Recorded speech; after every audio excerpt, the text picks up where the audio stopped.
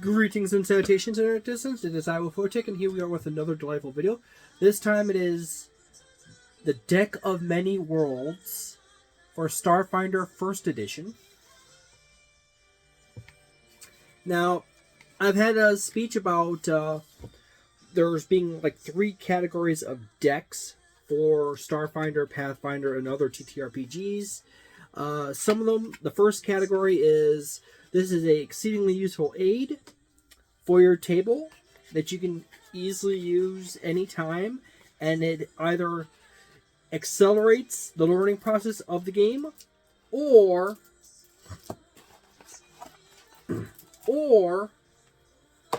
makes it easier just to reference rules in the process in case of crunchier systems.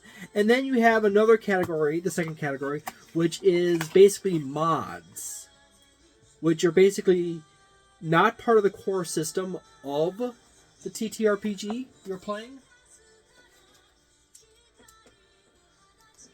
but they are still very useful, as you can just add them on and you add extra features onto your system. And then there's the third category, which are not player aids, nor are they the mods. They are supplemental creation devices or tools that range all over the place for quality. And quite often in this category, the third category, these oftentimes fail because it literally forces you to have to learn an entire extra system. And the simplest thing is just creativity and stuff like that. It doesn't help you when you are in the middle of a session if you have to come up with something quick. But it can help you as a prep item before session. However, for me and for a lot of people, oftentimes it's easier to just simply watch a movie or play video games or something to come up with stimulate ideas. So this third category is not a terribly great category. The Deck of Many Worlds happens to be in the third category. Its function, or its goal, is to help the game master come up with worlds for your players to adventure to. And in this deck, there is a small collection of cards at the very beginning that give you instructions on how to use these cards to make worlds. So guess how many cards there are here. There is both front and back. There's 1, 2, 3, 4, 5, 6, 7, 8, 9 cards in this deck that are just instructions on how to use these cards to make worlds in your game. And as an example, here's one card. You have one side with some information. And by the way, of the 9 cards, or as I showed you earlier, there's a bunch of symbols here. You have to learn to translate these symbols into a means of creating a world. And then you have a world example here with some stuff, and then there's some terms at the bottom associated with it. And the same thing with this one. So you end up literally having to learn an entire new system just to make use of this deck. And I personally feel that it's a whole bunch of extra work to learn another system on top of a system in which it could have been just covered by a checklist that was included in the core book or something, like a Game Master book or the core rule book itself. Because Starfinder does not have a Game Master book, by the way. Interesting detail of omission there. But generally, you could have just had a list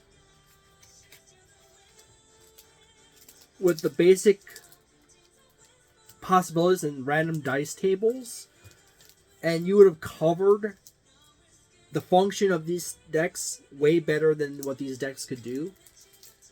So, granted, I'm kind of, I have like endless imagination when it comes to things. So my score might be heavily affected by the fact that, oh, I don't know, I could come up with entire 3 or 4 sessions just walking around at work, doing work in a day, and then I'm like, by the end of the week, I'm already 10 sessions ahead of my players.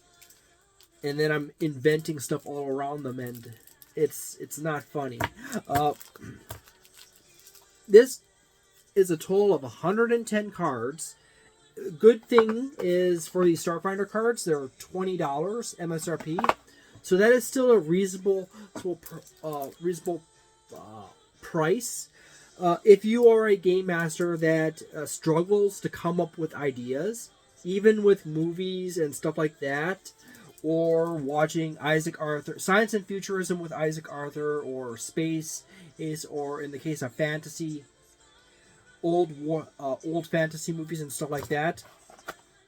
Yeah, I guess you could go ahead and buy this deck, these set of cards, and then go ahead and use them to invent worlds.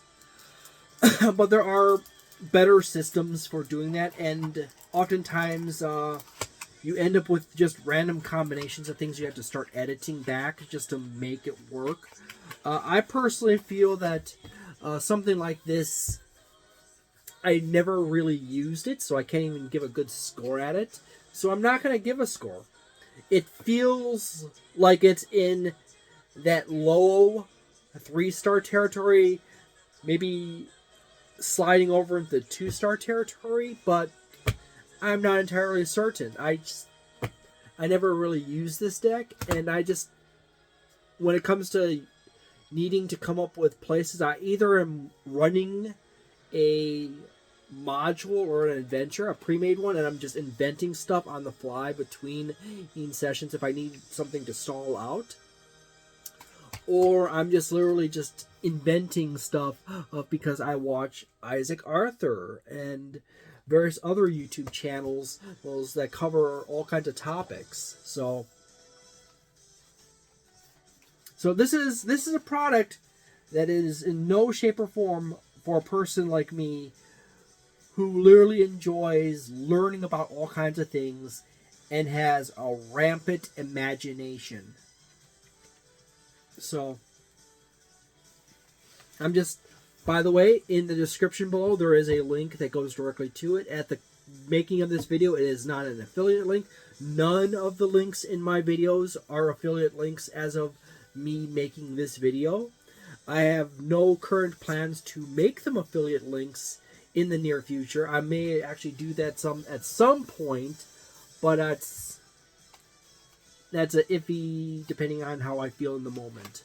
So thank you very much for watching this video. I hope you have a delightful day, a nice night, a wonderful weekend, a magnificent month, and see you next time. Ciao.